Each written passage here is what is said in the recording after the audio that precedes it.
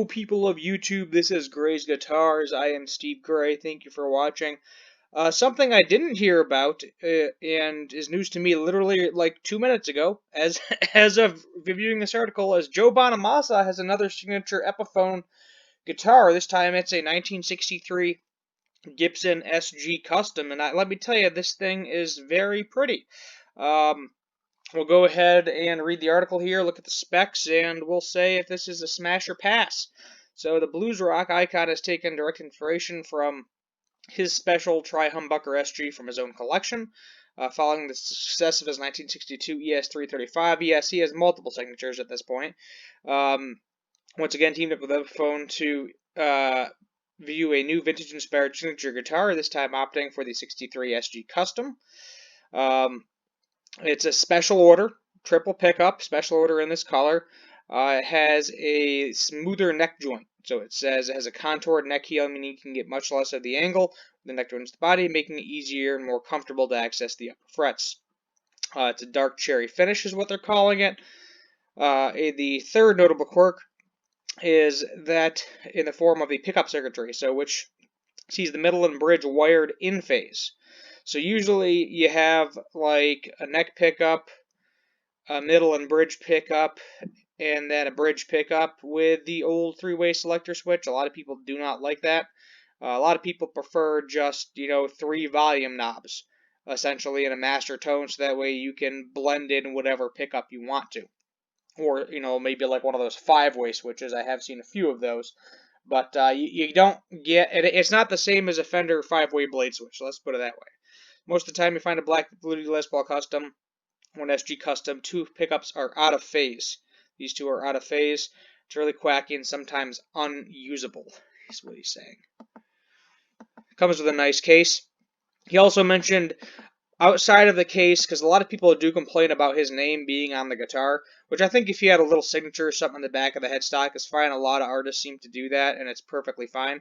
In this case, he said the only thing that his name is on is the case. So, people learned that he learned that a lot of people buying them didn't want his name on it. They wanted it like it was, and that's what he did. That's what he gave it to you. But price-wise, it's a little expensive. They're actually wrong here. It's not $14.99. It's $13.99. So it's still $1,400. But it's really cool because I think this is one of the few times Epiphone actually does vintage-style waffle back tuners. So if you want them, if that's something you really, really like, there you go. Obviously, there's probably some sort of Chinese brand. Let's see here. Let's go to the specs. Gold-plated everything, yup. So slim taper, 12-inch, yup. We have a glued-in set neck. They're not specifying if it's one piece or not. Graph-Tech nut, which is always good. Typical scale length, 24.5, 3/4, sorry. Fret count is 22. Medium jumbo, mother of pearl. Ooh, ebony fingerboard. That's a nice little spec. SG body, 5-ply, single-ply fretboard. SG's gloss is going to be mahogany. So gold. You got the Maestro Vibrola. Some people like it, some people hate it. Dual action truss rod, always positive. You got strap buttons, lock tone to pneumatic bridge, clues and waffle backs. So you got the pick guard. Let's see. Oh, nylon saddles. That's an interesting spec. Let's go to electronics. So, okay. We have 2 Pro Bucker 2s and a Pro Bucker 3. So now, I have hated on Epiphone pickups forever because they used to be really, really bad. They're progressively getting better. But this is kind of, I don't like that spec. You could, literally, I'm pretty confident all of his other, I know the Lazarus Les Paul he released, and I'm pretty confident the ES335 also had Gibson pickups. And let's see if we can find this thing. Let's just go to, Musician's Friend real quick. Yep, that's what you get for using ad blocker. I don't know if it's in stock or not, but I am curious. Does this have the Gibson? This is saying proprietary. Alright, maybe not. Let's see if Guitar Center says the same thing.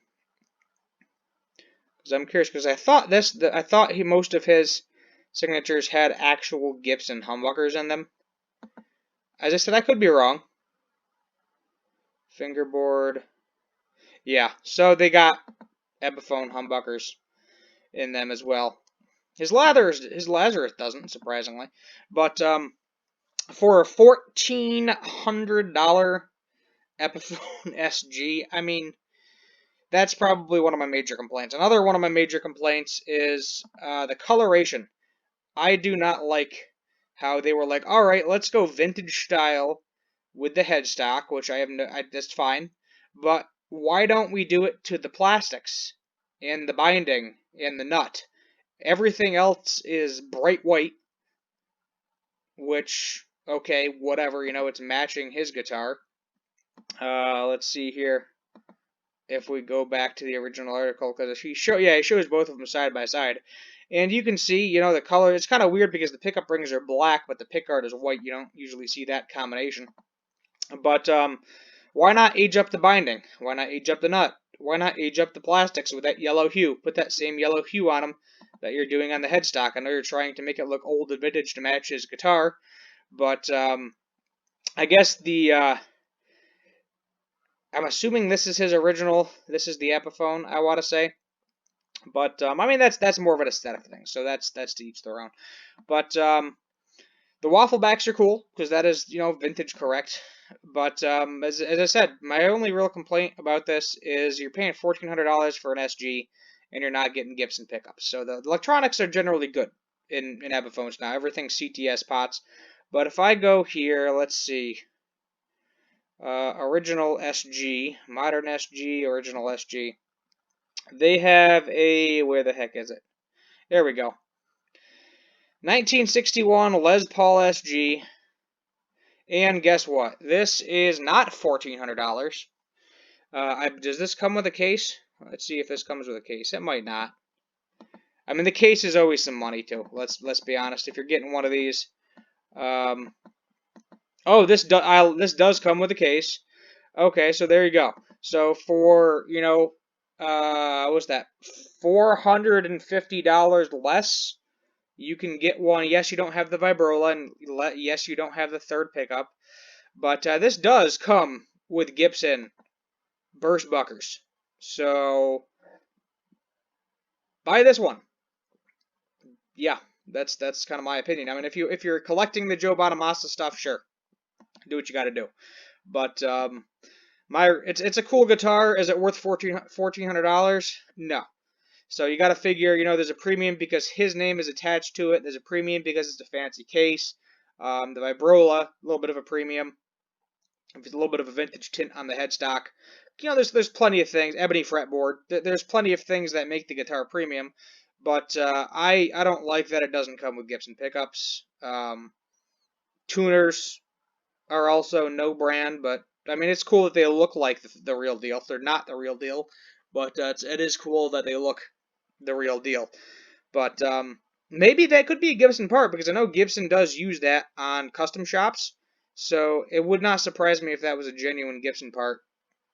But yeah, it is a cool guitar. Do I think it's worth $1,400? No, I do not. I think maybe it's a $50 premium, but not $1,000, not $450 premium on something where they're not giving you that much more versus the 61 model that actually has the so you have a vibrola system. You have some gold hardware. That's the major difference, but they're really just giving you a third pickup. And compared to, might as well compare that to the other SG that has a vibrola because there is another one. Keep in mind, I don't think that one has a veneer.